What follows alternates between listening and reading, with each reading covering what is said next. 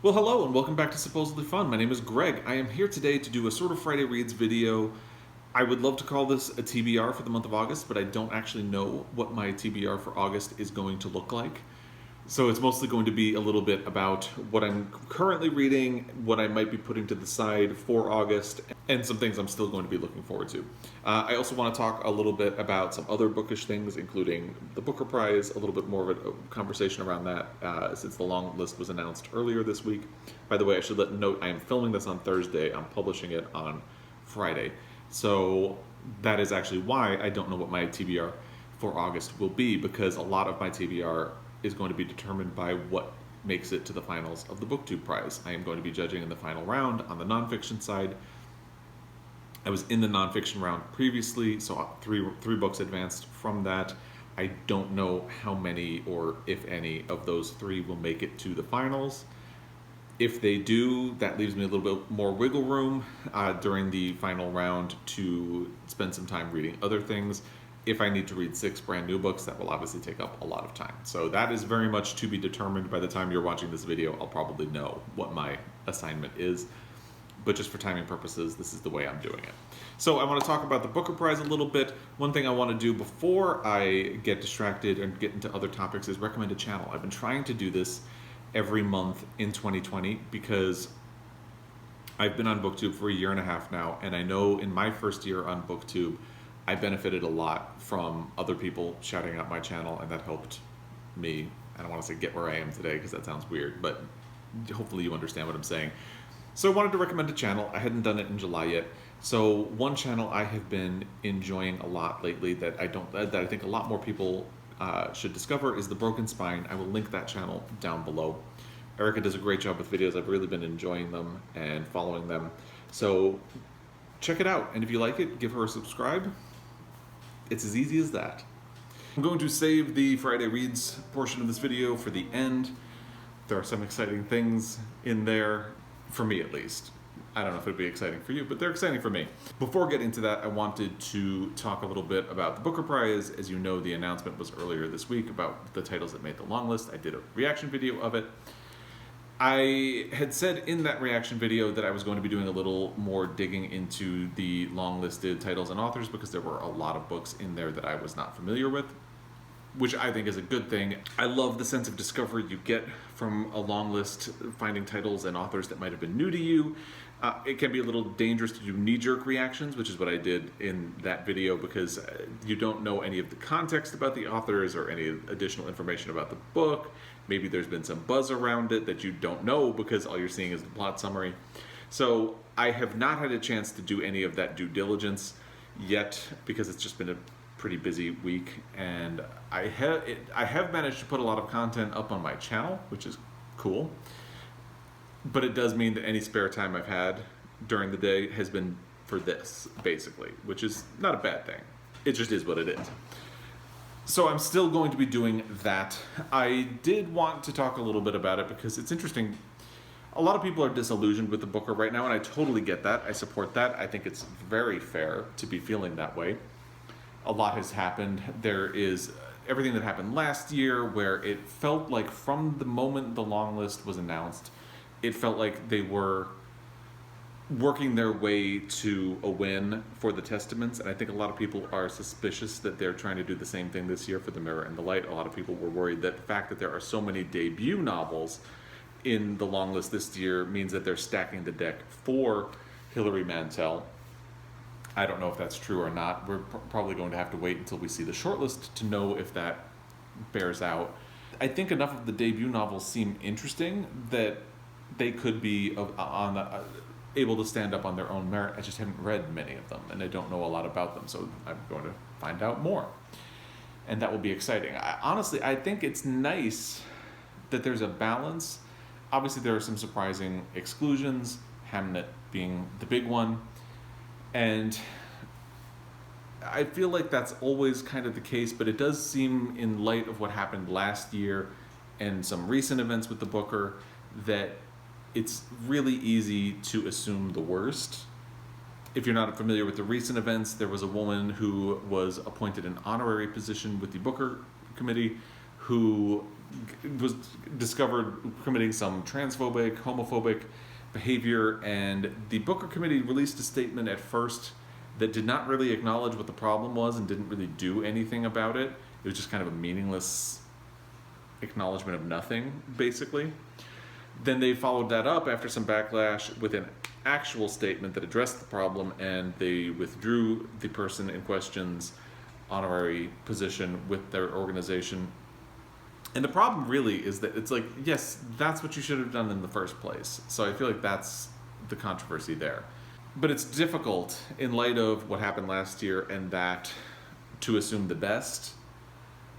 So I get it. I do think there are ebbs and flows with awards, and the best we can do if we are a fan of an organization or an award is see if they learn and try to hold them accountable when they do something wrong.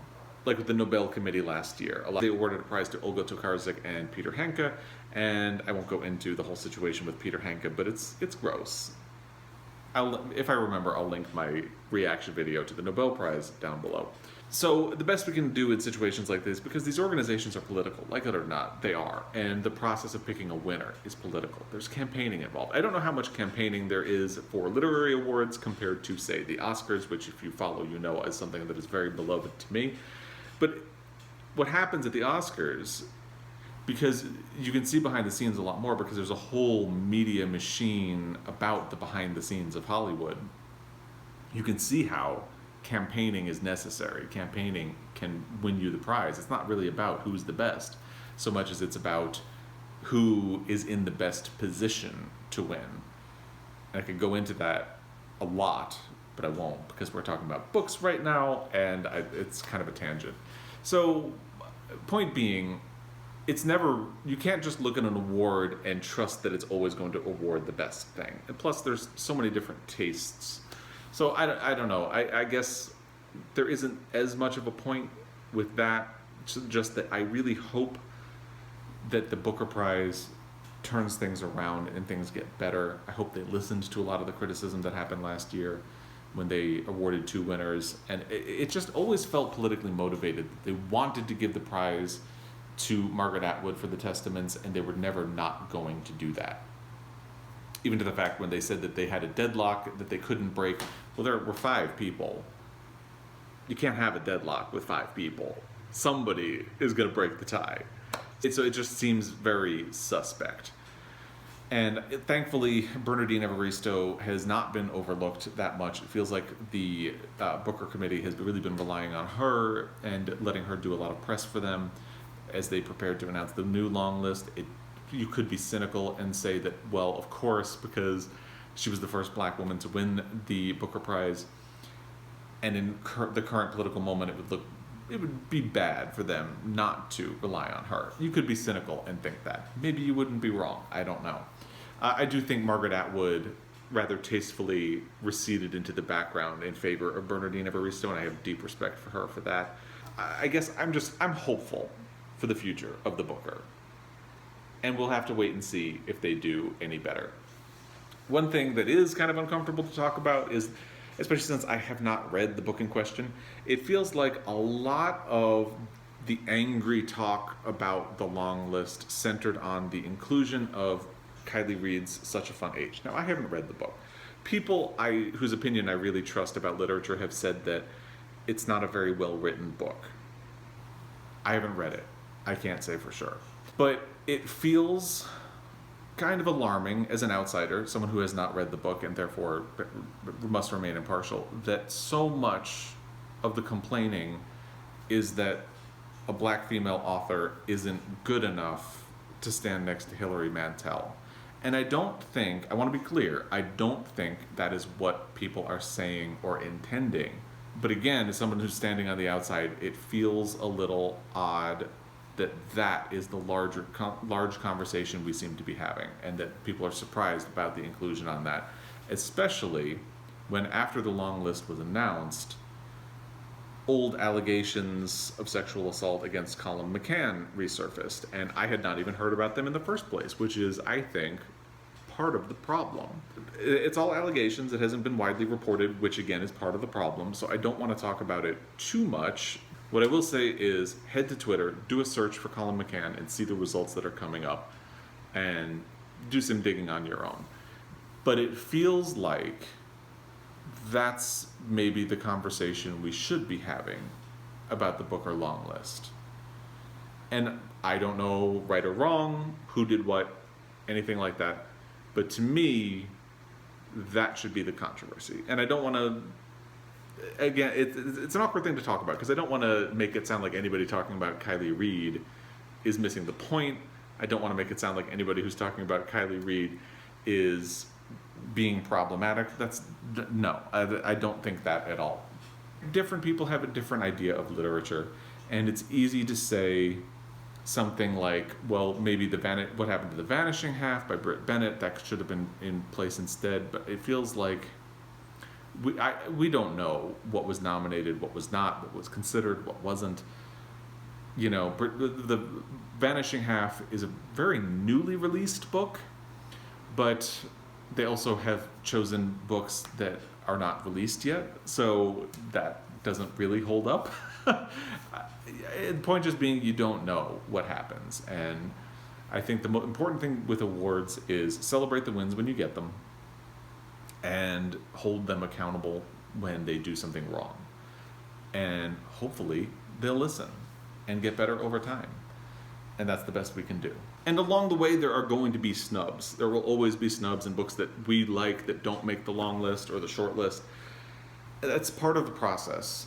And it's easy to take these things personally, but, you know, ultimately, with something like Hamnet, Hamnet's going to be fine. It's already shortlisted for the Women's Prize. It has a lot of press. It has a lot of attention from audiences.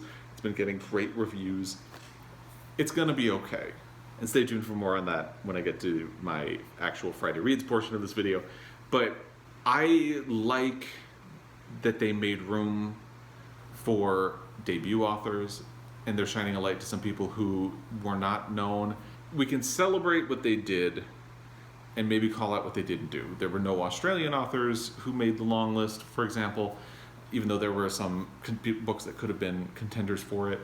So we can push for things like that. And there are going to be years where they slide back, but hopefully, on average, we make progress and we move forward. And I don't know if any of that makes sense. Maybe some of that is controversial. I don't know. But I think the important thing is really to talk about these things. And one other thing about Such a Fun Age, I haven't read the book. Maybe it's a terrible book. Maybe it's really badly written. Again, people whose opinion I trust on literature are saying that. But I do very much appreciate the conversations that we've been having about race and about allyship as a result of that book and all of the conversations that it's prompted. So even if that is the best thing that comes out because of Such a Fun Age, I appreciate it. The important thing is really that we have those conversations. And not just that we talk about them, but that we try to put some kind of an action to them. So that's all. I hope that makes sense. Let's move on from there. If you have thoughts, I would love to hear them in the comment section down below. Just let me know. But let's go into the Friday Reads portion of this video. So I am currently reading 2 books, and I am going to carry both of those over into August. The first one, really excited. Guys, I'm reading Hamnet. It's happening. I'm so excited. I'm not very far into it at all. I'm very intrigued to see where it goes. I'm not far enough into it to really have an opinion either way yet, but I'm very excited to be reading it, and I'm looking forward to talking more about it as I get further into it. So stay tuned for a lot more about Hamnet. I'm very excited that I am going to be reading that, and I will have thoughts for you shortly. The other book I am currently reading is Deacon King Kong by James McBride. I am actually listening to this on audio, and I will be continuing to listen to the audio. I do have this copy, which was sent to me by Steve Donahue earlier in the year, and I have actually occasionally referred to the book for parts because there are a lot of names and nicknames, and it's very much about a community. So the problem with the audiobook is that every once in a while I'll think to myself, who's this character? And I go to the book to try to figure it out. And there are a lot of like denser, longer conversations, which is great in the audio, but then sometimes I'll end up referring to the book. So I'm doing this weird fusion of listening to the audio and then checking the book as well. So I'm roughly halfway through, and I'm looking forward to finishing this and talking about it more. If you follow along, you know that I started the 5th season by N.K. Jemisin. I actually only got 33 pages into it. So I have a threshold, by the way, where I don't really say I'm reading a book unless I'm 50 pages in. So technically I mentioned that I had started it in a video, but I actually didn't get far enough into it to read the threshold.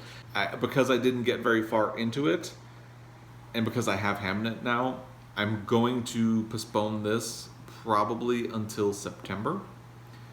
I still want to read it. I really enjoyed the first 33 pages, but I am going to back burner this until September so I can finish Hamnet, work on my buddy read that I'm going to be getting to in a second, and deal with whatever BookTube prize books are going to land in my lap.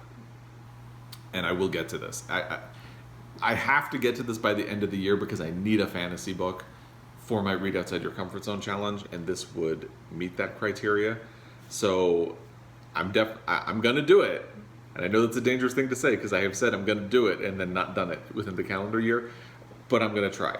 And I've also made a decision. I had been wanting to get to Gone with the Wind, and I just ran out of time in the month of July. So with everything else going on in August, I'm also going to postpone thinking about this until September, and we'll see what happens, because the tricky thing is also I am planning to read. I have another buddy read coming up in September, and there's a new release that I'm excited about that's coming out. So we'll see. Possibly these will get bumped to October, maybe even November, but I really want to get to both. 5th season because N.K. Jemisin is an author I've had my eye on for a while, and also because it fits a brief for my Read Outside Your Comfort Zone challenge that I need to hit. And Gone with the Wind because it is part of my Pulitzer Prize project, and because I'm really curious about how it holds up, especially in the current political climate around race. So that's a conversation I'm eager to have. So it's looking like September now, possibly October, possibly November, because it's hard to say because October is Victober, and then there's nonfiction November. I think I only did one book for nonfiction November last year. I can't remember how many I did for Victober. And August is Women in Translation Month. So I have some ideas, but I'm not setting a TBR until I know what I'm looking at with my BookTube prize judging. What I'm probably going to do is what I did last year and find some women in translation books that are available on audio that I can just listen to really quickly once I finish Deacon King Kong, and that is probably going to determine what I read for Women in Translation Month, or listen to for Women in Translation Month. It will largely be based on when I finish Deacon King Kong and what is available at that moment. So we'll see how that works out. Stay tuned for that. The thing I am going to be reading in August for sure, other than Deacon King Kong, is Blonde by Joyce Carol Oates, which I am going to be starting this weekend. It is a buddy read with Britta Bowler, and it is a read that has been a long time coming for me.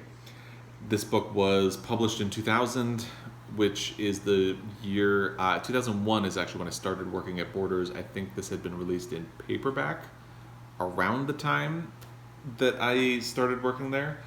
And I picked it up at sometime around 2001, maybe 2002. And I've had it for roughly 18, 19 years. Have not gotten around to reading it in all that time, largely because of its size. I've read 3 other books by Joyce Carol Oates, and I'm really looking forward to this. And I'm very excited to be doing another buddy read with Britta Bowler. So I'm going to be reading these in August for sure. I'm keeping these out, actually. I'm not going to reshelve them. If you watched my TBR book tag, you know I don't usually keep books out. If I have a TBR, I just leave it on my shelf and pull it out a little more than the other books. But I'm going to leave these out because I want to make sure I try to get to them before the end of the year. Anyway, if you have thoughts on these, thoughts on the Booker Prize, thoughts on life in general, please let me know. But regardless of any of the other stuff we talked about, and if you have anything to add about that, I hope you're doing well. Hope you and your family are staying safe and your friends are staying safe. And I always appreciate your time. Thank you for that. I will be back. Until next time, happy reading.